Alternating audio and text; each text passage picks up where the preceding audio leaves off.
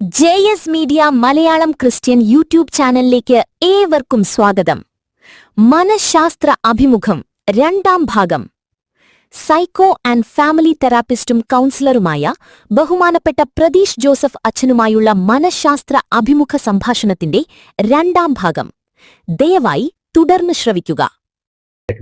തെറാപ്പിയും കൗൺസിലിങ്ങും രണ്ടാണോ അതോ ഒന്നാണോ? അത് എന്താണ് ഈ തെറാപ്പി എന്ന് പറയുന്നത്? ഓക്കെ, ഞാൻ സിമ്പിളായി എക്സ്പ്ലെയിൻ ചെയ്യാം. ഓക്കെ, കൗൺസിലിംഗ് ആൻഡ് തെറാപ്പി ഒന്നാന്ന് ക്ലെയിം ചെയ്യുന്നവരുണ്ട്, രണ്ടാന്ന് ക്ലെയിം ചെയ്യുന്നവരുണ്ട്. എന്നെ സംബന്ധിച്ച് രണ്ടാണ്. കൗൺസിലിംഗ് എന്താണെന്ന് ചോദിച്ചാൽ we talk to a person, understand certain things and try to address through talking.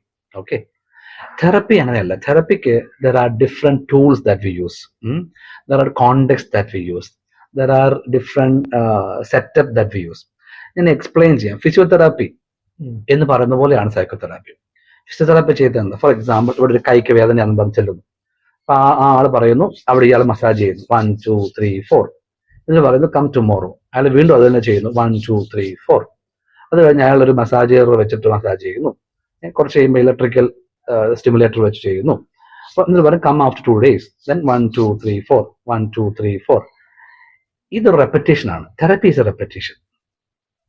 ഇതിന് പകരം നമ്മൾ സൈക്കോളജിയിൽ ചെയ്യുന്നത് മാത്രമേ ഉള്ളൂ. ഈ ഫിസിയോതെറാപ്പിസ്റ്റ് ചെയ്യുന്ന പോലെ തന്നെ കുറച്ച് കഴിയുമ്പോൾ ഇയാളുടെ വേദന മാറും. ഈ വേദന മാറ്റിയത് ആരാ? ഫിസിയോതെറാപ്പിസ്റ്റ് ആണോ, രോഗിയാണോ, മറ്റാരിലും ആണോ? എന്താ അഭിപ്രായം?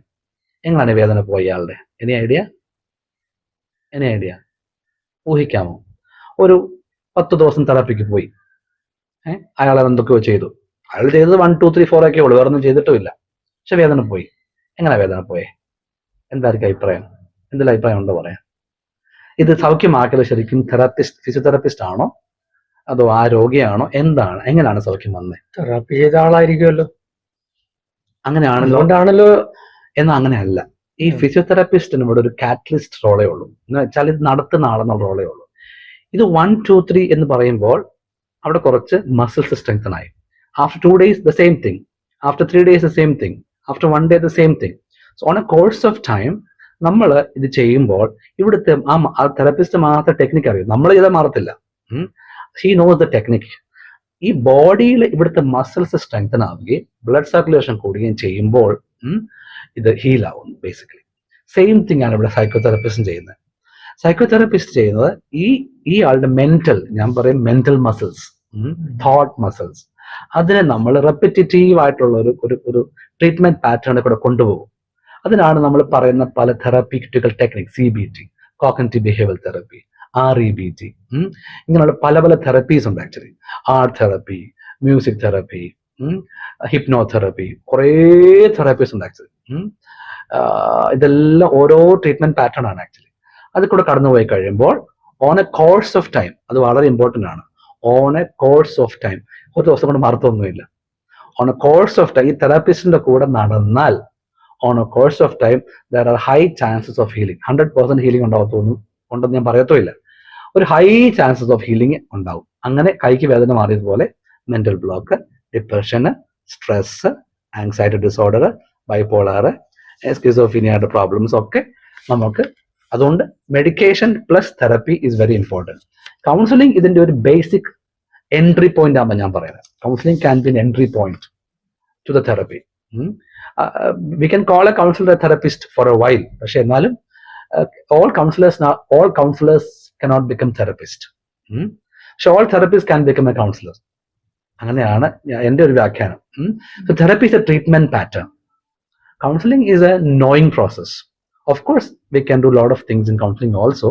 So therapy needs a lot of detailed scientific interventions. അതാണ് എൻ്റെ വ്യത്യാസം. അതാണ് തെറപ്പി എന്നും ഉദ്ദേശിക്കുന്നത്. ഇനി ഞാൻ ആ ചോദിച്ച കൂട്ടത്തിൽ എന്തൊക്കെ തെറപ്പീസ് അവൈലബിൾ ആണെന്ന് ഞാൻ പറഞ്ഞല്ലോ. ഇൻഡിവിജ്വൽ തെറപ്പീസ്, CBT, REBT പോലെയൊക്കെയുള്ള ഇൻഡിവിജ്വൽ ഒരു വ്യക്തിക്ക് കൊടുക്കുന്നുണ്ട്. We give to a person.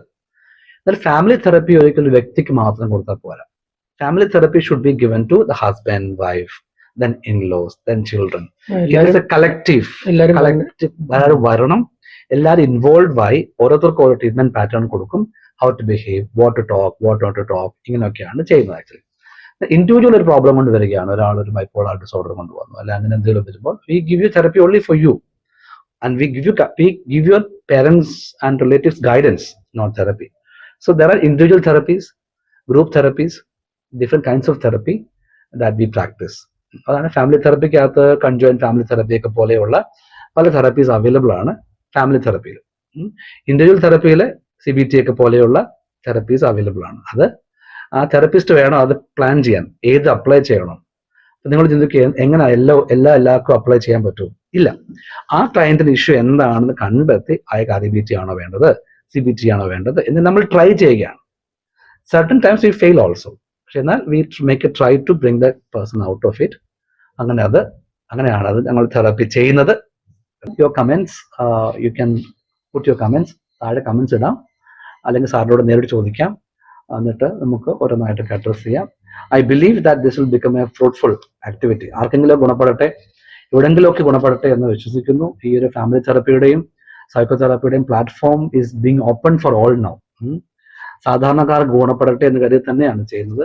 തെറപ്പിസ്റ്റിനെ കാണാൻ പറ്റാത്തവർക്ക്, പോകാൻ പറ്റാത്തവർക്ക്, അതിനുള്ള സാഹചര്യം ഇല്ലാത്തവർക്ക് ഇത് ഗുണപ്പെടട്ടെ എന്ന് കരുതിയാണ് ഈ ഒരു അറ്റംപ്റ്റ് ചെയ്യുന്നത്. Thank you sir. Counselling, family and psychotherapy, mental health education തുടങ്ങിയ കാര്യങ്ങൾക്ക് സ്ക്രീനിൽ കാണുന്ന നമ്പറിൽ വിളിച്ചാൽ അച്ഛനുമായിട്ട് നേരിട്ട് സംസാരിക്കാവുന്നതാണ്. ഇന്ന് തന്നെ വിളിക്കുക. താങ്കൾ ആദ്യമായിട്ടാണ് ഈ ചാനൽ കാണുന്നതെങ്കിൽ ദയവായി സബ്സ്ക്രൈബ് ചെയ്യുക. സർവശക്തനായ ദൈവം ഏവരെയും സമൃദ്ധമായി അനുഗ്രഹിക്കട്ടെ.